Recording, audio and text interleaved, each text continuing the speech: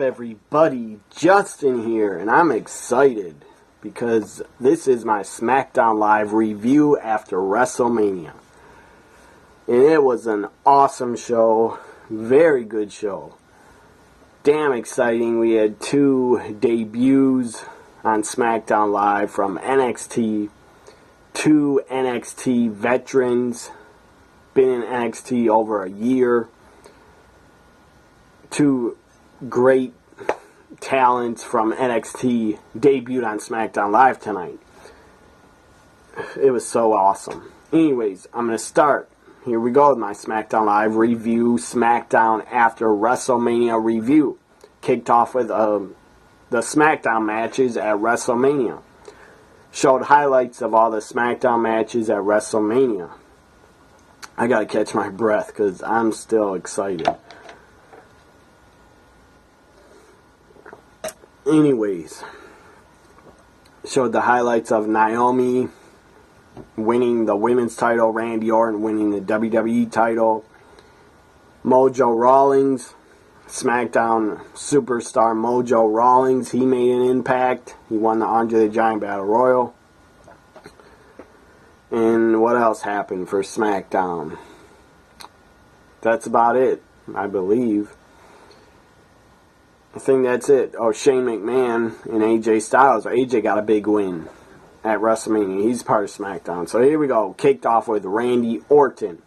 Randy Orton, the Viper, the new WWE champion. I still don't like that. I still don't like that Randy Orton had to defeat Bray Wyatt for the title. He didn't need the win. It was pretty pointless. It was stupid. Stupid decision to give him the title.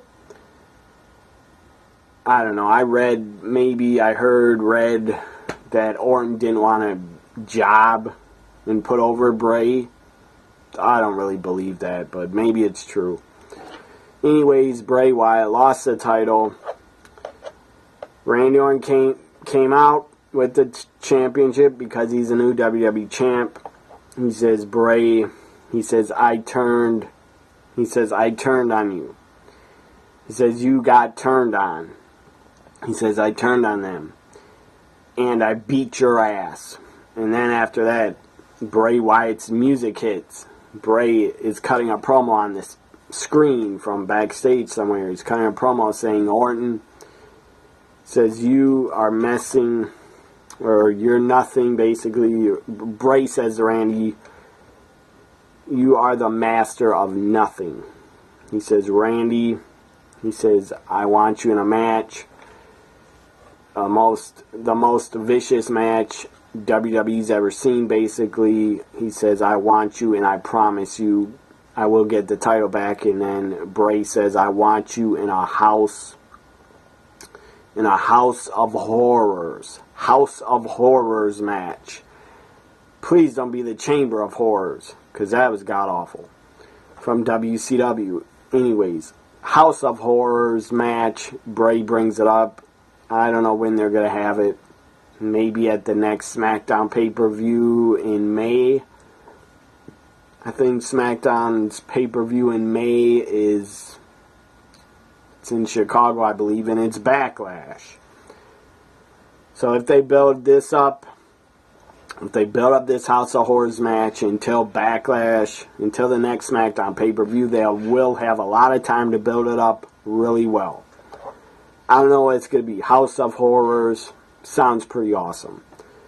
And then after that, Bray is behind. The lights cut out. The lights come back on. Bray Wyatt is standing behind Randy Orton, and he has a mic. He says, Randy. He says, I'm here. Randy turns around. Bray attacks him. Lights go back on. Or I think went off and on again or something. And then Eric Rowan, former Wyatt family member, has a sheep mask on with like a gas mask attachment. Anyways, takes off the sheep mask, still has his long ass red beard. He starts going like this with it.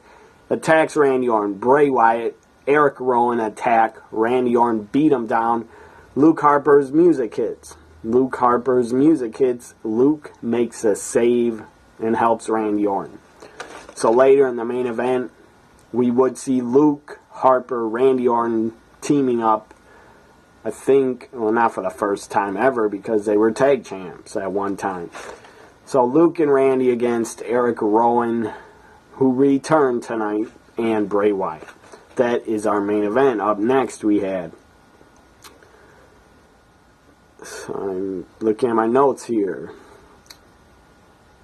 So yeah, Eric Rowan's back and Luke Harper, as I said, came out. His music hit and him and Randy Orton teamed up to try to fight off Bray and Bray and Eric Rowan. Up next we had The Miz and Maurice being interviewed by Renee Young. This was pretty awesome.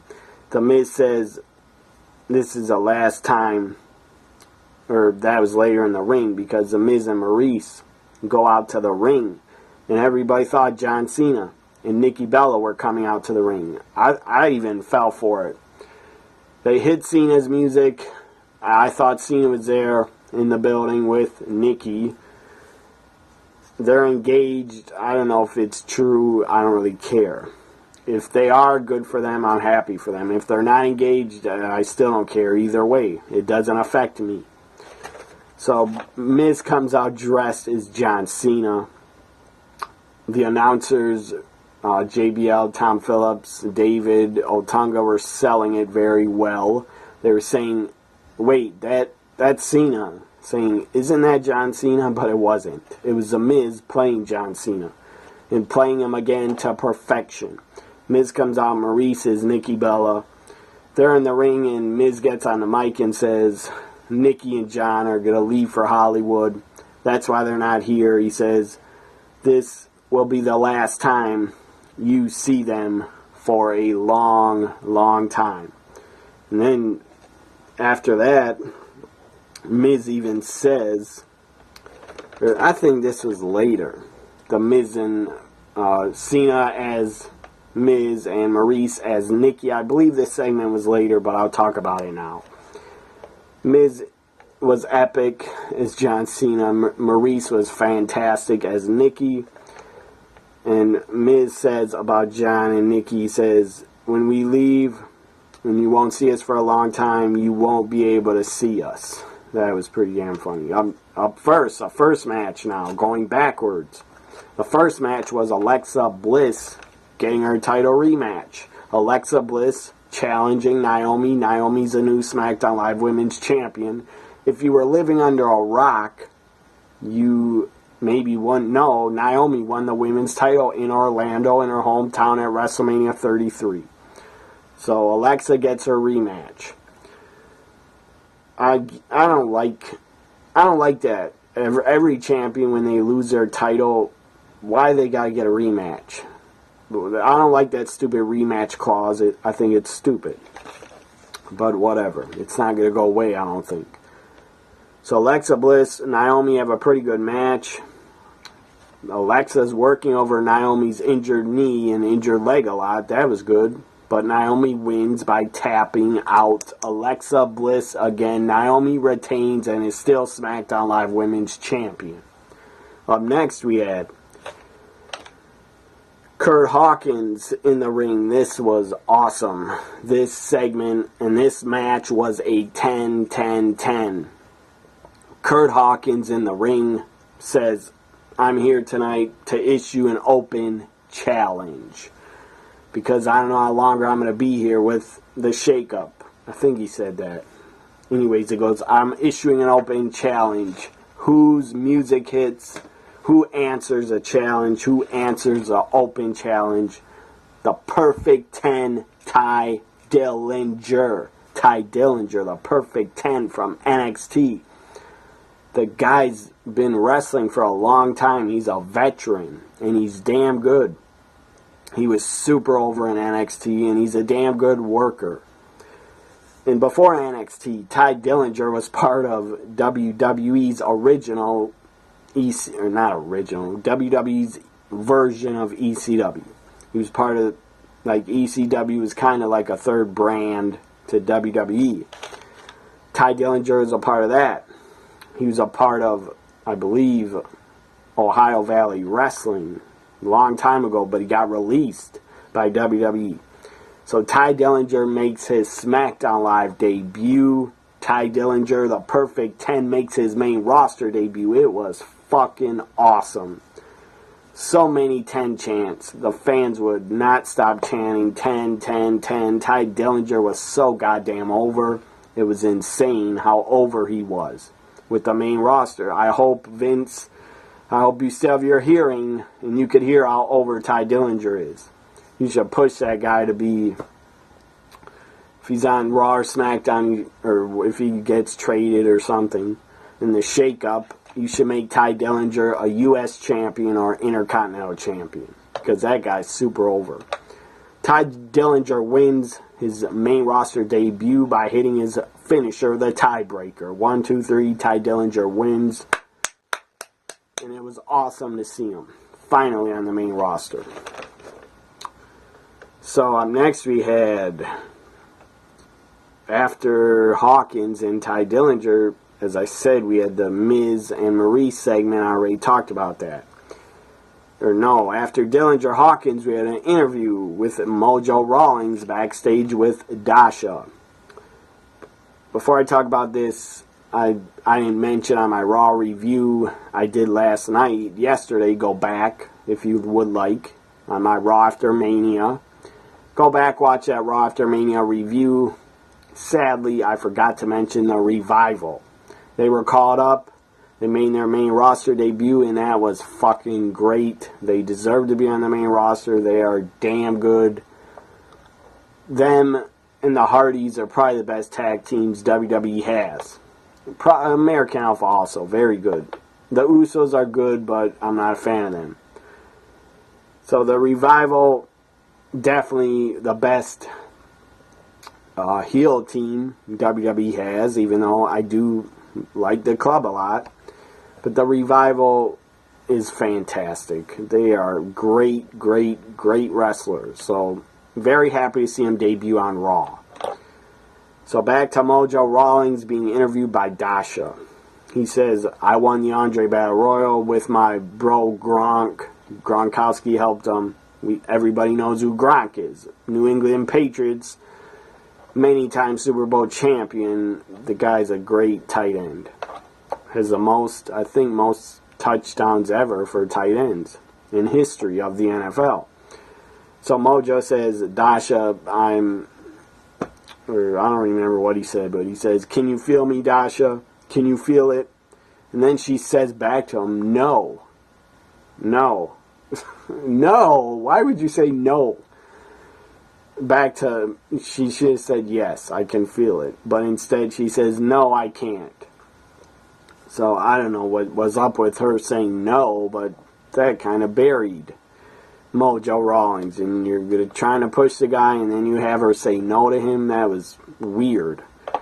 I didn't understand her saying no to him when he said, can you feel it? That was weird.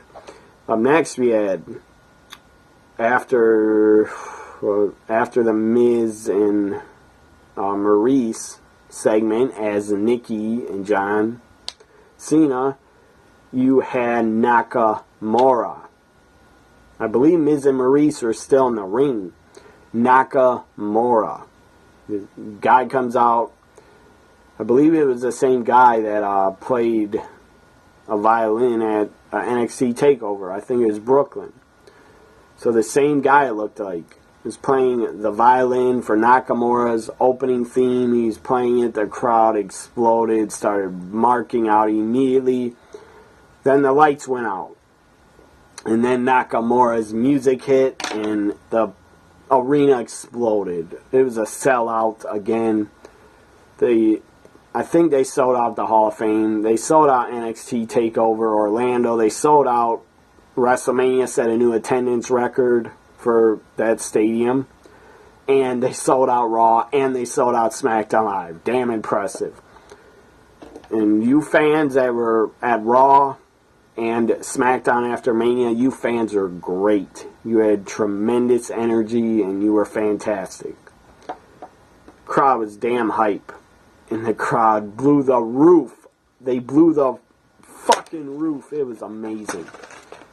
They blew the roof off of the arena. Nakamura making his SmackDown Live debut, main roster debut. Nakamura, what a pop. What a pop he got. It was so damn awesome to see. What a moment. And I'm so happy they put Nakamura on SmackDown Live because that's where he belongs. So next we had a street fight. A street fight for the... And I forgot. When Ty Dillinger debuted, I was damn happy. When Dillinger debuted, I didn't think of Nakamura. I don't know why, I just didn't think of him that he would debut tonight, but he did, and it was awesome. Up next, we have a street fight for the Intercontinental, not for the IC title. It should have been for the IC title. Street fight, Baron Corbin, Dean Ambrose. This match is pretty awesome. Chairs are involved, tables are involved. You had a spear. Ambrose got speared through a table in the corner of the ring up against turnbuckles. Corbin spears Ambrose through it. And then Corbin was using a leather strap and strapping Ambrose. And then you had Ambrose put Corbin on a table on the outside. Ambrose climbed up top, did a flying elbow through Ambrose, through the table. That was an awesome spot. So this match was an awesome street fight. Baron Corbin wins with the end of days. I wish he would have won at WrestleMania. That was a really stupid booking decision to put over Ambrose. But as I said, on my WrestleMania 33 review, go back, watch it, if you haven't, in my WrestleMania playlist. I said I think they put over Ambrose at WrestleMania because the guy has been on the road more than any other superstar on the roster. He hasn't missed any shows. He hasn't been injured. Ambrose has been on the road more than anybody. More than Reigns, more than Cena, more than AJ, more than Rollins. So Ambrose, for the last 3-4 years, he's been on the road more than anybody. So I guess that was his reward, and WWE saying thank you to Ambrose. That's probably why they put him over at WrestleMania, to say thank you to the guy. Anyways, end of days, Corbin wins. I was happy Corbin won, but he should be Intercontinental Champion right effing now. But whatever, he's not. I'm over it. Up next, we had Shane McMahon coming out. Shane McMahon coming out to talk about the shakeup that is happening on Raw. Will talent be traded between Shane and Stephanie? I don't know if Stephanie will even be there, because she might be selling her injury from WrestleMania when she went through the table. So, I don't know. Maybe the general managers, maybe Daniel Bryan and Kurt Angle might trade talent. I don't know what's going to happen. I don't think it's going to be a draft. But Vince McMahon said a major shakeup, and we're going to shake things up again. So, whatever. Shane was talking about that a little bit. Shane got standing ovation from the fans for his performance at WrestleMania 33. He did damn good. He did awesome. For his age, the guy did that flying elbow off the ropes through the announce table. That's crazy for someone his age to do that. That he can still even do that. And get over and make it to the table. And the guy hit a shooting star press. And he's like 48, 49 years old. And he hit a goddamn shooting star. That is damn impressive. So I got nothing but respect for Shane McMahon. The guy busted his ass to try to put on a good match with AJ. And they did have a good match, I thought. So Shane is out there talking, getting a lot of respect, goes like this to the fans. And then AJ Styles, a phenomenal one, a face that runs a place, a guy that has carried SmackDown Live for the past almost year. Since he was drafted to SmackDown, he has carried the brand. He's made SmackDown Live awesome. AJ comes out, says, AJ says, SmackDown Live, the house that AJ Styles built, and I agree, it definitely is. And then he shakes hands. He actually shakes hands with Shane McMahon. They shake hands. And AJ is acting like he's going to leave now, and then he turns back around, goes like he's going to attack Shane. That was pretty damn funny. And then Shane went like this, like he was ready. But then AJ goes like this. And he leaves the ring. The Phenomenal One has left the building. That was an awesome segment. Now the main event. Luke Harper and Randy Orton, former tag champs. And I guess Orton is a babyface now. And Harper has been a babyface, kind of. So, Harper and Orton against Bray Wyatt and Eric Rowan is the main event. Tag team action. It was decent. Wasn't great, but it was good enough. Bray Wyatt, the lights go out during the match, and Bray Wyatt is on the stage already, laying down on the stage, sitting on the stage, looking at Randy Orton. Lights come back on. As I said, lights come back on. Bray Wyatt's out of the ring already. The guy's on the stage watching the match. Anyways, then Rowan is left by himself, and Eric Rowan gets super kicked. Eric Rowan gets super kicked by Luke Harper into a RKO. 1, 2, 3. Randy Orton, Luke Harper win. This ends my SmackDown After Mania review. My grade for it, A+. A+, because of Nakamura and Ty Dillinger. A+. Very, very entertaining show. And because it's only 2 hours, it flew by really fast. That's always a plus when the shows go by fast, instead of like watching Raw where it feels like it's a 4-hour show or a 5-hour show sometimes. Raws sometimes, I'm not joking, Raws feel longer than WrestleMania 33 was, and that show was like over 7 hours, but at least it wasn't boring like Raw.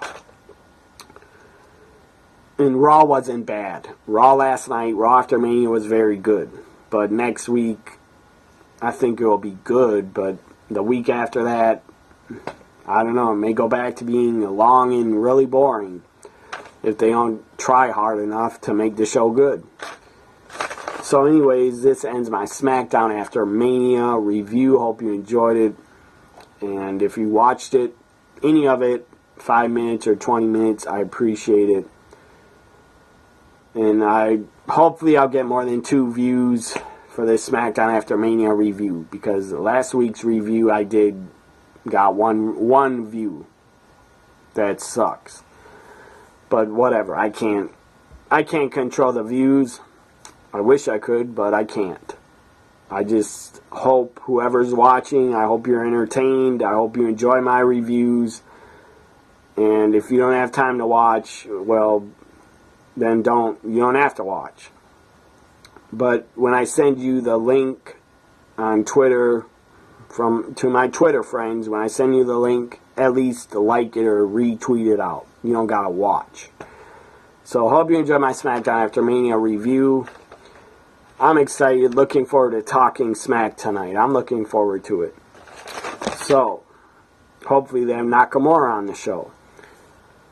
Even though his English is not that good, I could still understand the guy. SmackDown Live, SmackDown After Mania, A+, the best SmackDown episode in years and years and years. Bye for now, everybody. Have a great week.